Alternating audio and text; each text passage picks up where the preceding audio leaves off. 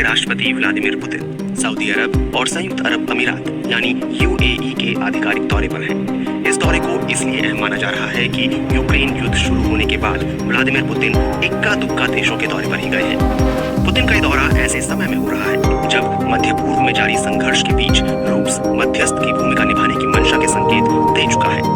समाचार agency Reuters के मुताबिक क्रेमलिन के प्रवक्ता दिमित्री पेस्कोव ने यह भी बताया कि इस दौरे से लौटते ही पुतिन रूस में ईरान के राष्ट्रपति से भी वार्ता करेंगे। रूस के राष्ट्रपति ने इसी साल मार्च महीने में इंटरनेशनल क्रिमिनल कोर्ट यानी आईसीसी की ओर से गिरफ्तारी वारंट जारी किए जाने के बाद से कोई विदेशी दौरा नहीं किया है।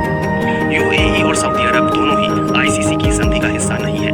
इसका सीधा मतलब है कि इन दोनों देशों में पुतिन को गिरफ्तारी का खतरा नहीं है। पिछले कुछ समय से पुतिन और मोहम्मद बिन सलमान के बीच रिश्ते गहरे होते गए हैं।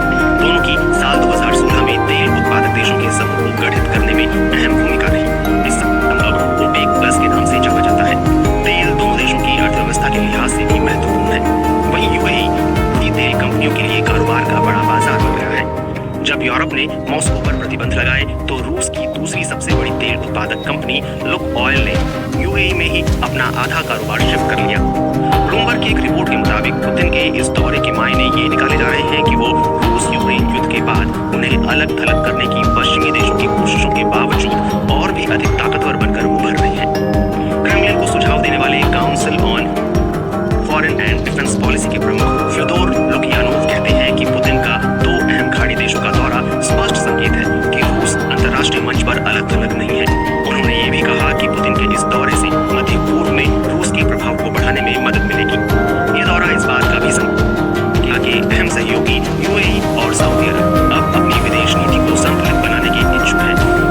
सऊदी अरब, यूएई और रूस तीनों ही तेल उत्पादक देशों के समूह ओपेक प्लस का हिस्सा है। रूस का दबदबा माना जाता है।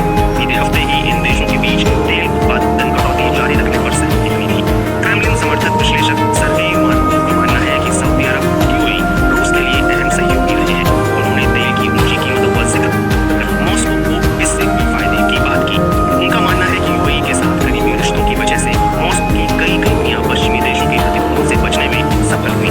ब्लूमबर्ग के रिपोर्ट में क्रेमलिन के हवाले से बताया गया है कि पुतिन अपनी इस यात्रा में कारोबार और निवेश के साथ ही इसराइल फलस्तीन युद्ध पर भी चर्चा करेंगे।